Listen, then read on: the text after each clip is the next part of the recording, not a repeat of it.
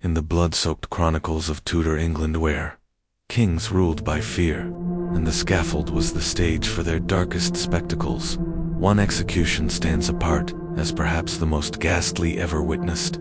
On May 27, 1541, Margaret Pole, Countess of Salisbury, was dragged to her death at the age of 67. What should have been a swift beheading turned, instead, into a grotesque butchery that haunted every soul present. This was not justice. This was vengeance disguised in sloth, deliberate destruction of an innocent woman, whose only crime was carrying royal blood too close to the throne for Henry VIII to stomach. Margaret Plantagenet, as she was born, was no ordinary noblewoman, the daughter of George, Duke of Clarence, brother to two English kings. Her bloodline was impeccable, her loyalty unquestionable, and her reputation one of grace and honor. She had served as governess to Princess Mary, been restored to her titles and lands, and was widely regarded as one of the most respected women of her time. But in Henry's paranoid mind, her existence was intolerable. She represented not loyalty, but danger. Her downfall began not with her own deeds, but with the actions of her son, Reginald Pole, from exile in Europe.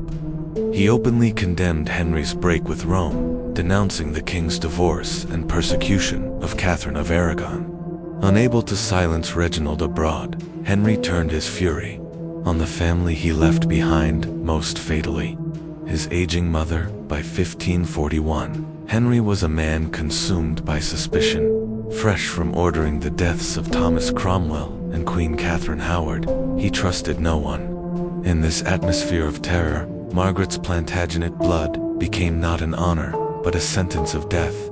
She was arrested in 1538 at 6 years old and cast into the Tower of London. There she languished for years, interrogated about her son's plots, but steadfast in her innocence. The charges against her were laughably thin, vague accusations of treasonous thoughts, whispers of secret letters, nothing proven. But in Tudor England, royal suspicion was evidence enough. Parliament, acting at Henry's command, passed a bill of attainder in 1539, declaring her guilty of treason without trial. She never saw her accusers, never heard her charges in open court. She was condemned by paper alone, her life held at the king's pleasure until he chose to end it, and end it he did. On the cold morning of May 27th, Margaret was led from her tower cell to Tower Green, the private ground where only select nobility died. Frail, gray-haired, yet still carrying the dignity of her lineage, she walked with quiet composure. Witnesses noted her calm, her request only for time to pray before the axe fell. Few could imagine the horror that would follow. The executioner that day was not the tower's seasoned headsman, but a clumsy substitute. When Margaret knelt at the block, he raised his axe high and missed. Instead of striking her neck, the blade hacked into her shoulder. She shrieked, blood pouring, yet somehow she rose, stumbling from the block in terror. What followed was no execution but a hunt.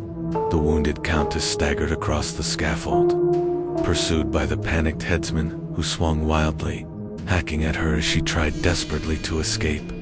Blow after blow rained down shoulder, back, head until at last her broken body collapsed in a pool of blood. Those who saw it would never forget. What should have been the solemn death of a noble woman became a savage butchery, a symbol of Henry's cruelty and paranoia. With Margaret Pole's death, the last great Plantagenet was extinguished not by justice, but by the fear of a tyrant. Wood pillars swung wildly at her with his weapon.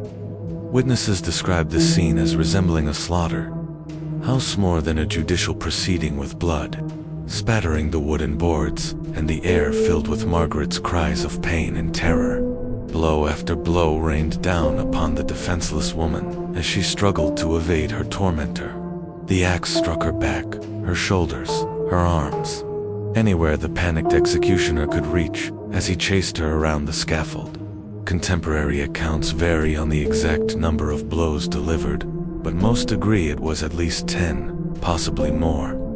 Each strike added to the horror as Margaret's strength gradually failed and her movements became weaker and more desperate.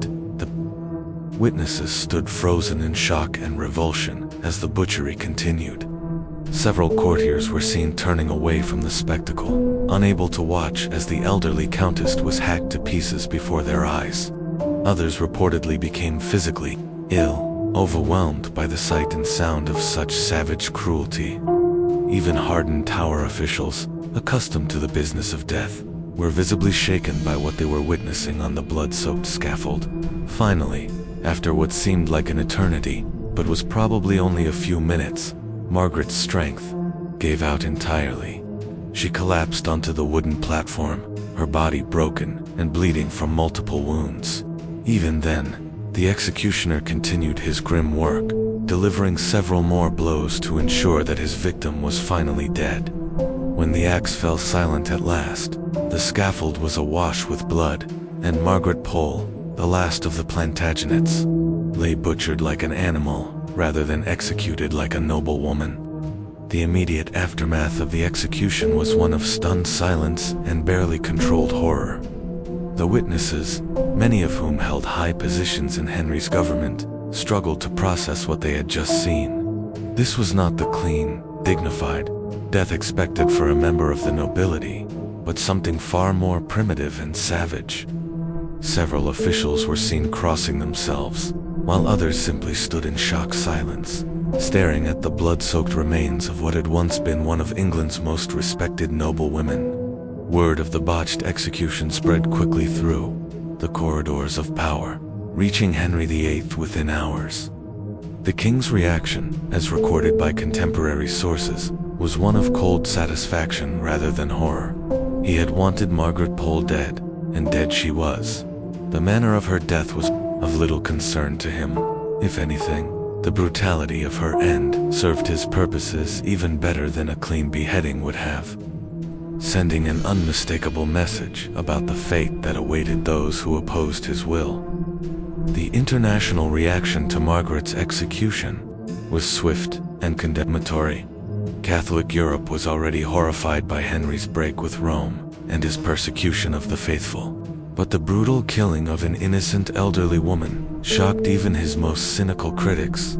Pope Paul III himself condemned the execution, describing it as the murder of one of the most virtuous women in Christendom. The Holy Roman Emperor, Charles V, Margaret's nephew through her mother's line, was said to be particularly outraged by the manner of his aunt's death. The execution also had profound effects on those who witnessed it. Several courtiers who had been present never spoke publicly of what they had seen, carrying the trauma of that morning to their graves. The tower's officials quietly arranged for the scaffold to be thoroughly cleaned and the blood-stained boards replaced. But the memory of Margaret's suffering lingered in the fortress like a ghost. Even the executioner himself reportedly left London shortly after the botched killing, unable to continue in his profession after such a spectacular failure. The body of Margaret Pole was treated with little dignity after her death, unlike other noble victims of Henry's wrath, who were often given elaborate burials befitting their station. She was hastily interred in the chapel of St. Peter at Vincula, within the tower walls. Her grave was unmarked, her remains mixed with those of other executed traitors and forgotten victims of royal justice. It would be centuries before she received any form of official recognition for the injustice of her fate. In the years following Margaret's death, her son Reginald continued his opposition to Henry VIII from exile, eventually rising to become Cardinal Pole under the Catholic Church. He never forgot the brutal manner of his mother's death, and when he finally returned to England during the reign of Mary I, he worked tirelessly to restore his family's honor and reputation. However, the trauma of his mother's execution remained with him for the rest of his life, shaping his views on justice, mercy, and the proper exercise of royal power. The execution of Margaret Pole marked a new low in Henry VII's reign of terror, demonstrating that even age, innocence, and nobility provided no protection from royal paranoia. Her death served as a stark reminder of the arbitrary nature of Tudor justice, where guilt or innocence mattered less than political expedience. The manner of her killing, savage, prolonged, and utterly without dignity, reflected the fundamental corruption of a system that allowed one man's fears and prejudices to override all concepts of justice and mercy. The broader implications of Margaret's execution extended far beyond the immediate political circumstances of 1541. Her death represented the final extinguishment of the Plantagenet line in England, ending a dynasty that had ruled the country for over 3 centuries. With her brutal killing, Henry VIII had not merely eliminated a perceived threat, but had severed one of the last remaining links to England's medieval past, clearing the way for the absolute monarchy he envisioned for the Tudor dynasty. The case of Margaret Pole also highlighted the particular vulnerability of women in Tudor England's political system. Despite her advanced age and obvious harmlessness, she was held responsible for her son's actions and treated as if she posed a genuine threat to national security. Her gender and age, which should have afforded her some protection under the Chalic codes, still nominally in effect, instead made her an easier target for a king who preferred to strike at the defenseless rather than confront his real enemies directly. The religious dimension of Margaret's persecution cannot be ignored when examining her fate. As one of the last openly Catholic members of the old nobility, she represented not just political opposition, but religious resistance to Henry's ecclesiastical revolution. Her execution served as a warning to other Catholics that their faith would not protect them from royal wrath and that continued adherence to the old religion could be construed as treason against the new order Henry was establishing. The international diplomatic consequences of Margaret's execution continued to reverberate long after her death. European powers, already suspicious of Henry's religious and political policies, viewed the brutal killing of an innocent elderly woman as confirmation of the English king's descent into tyranny.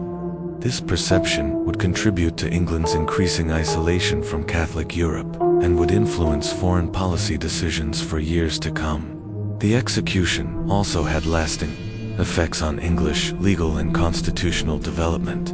The use of a bill of attainder to condemn Margaret without trial set a dangerous precedent for the arbitrary exercise of royal power, one that would be remembered and cited by later opponents of absolute monarchy.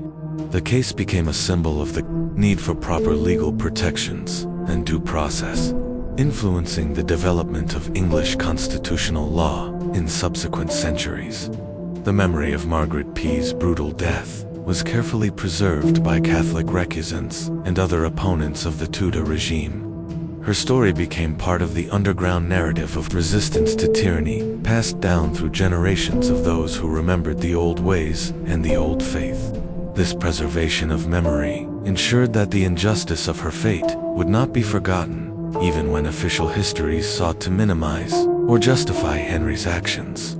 Perhaps most significantly, Margaret's execution demonstrated the ultimate bankruptcy of Henry VIII's political philosophy. His willingness to torture and kill an innocent elderly woman for the crimes of others revealed the moral emptiness at the heart of his reign. The king, who had once been hailed as a Renaissance prince and defender of the faith, had become a paranoid tyrant whose fears drove him to acts of breathtaking cruelty against his own subjects. The scaffold on Tower Green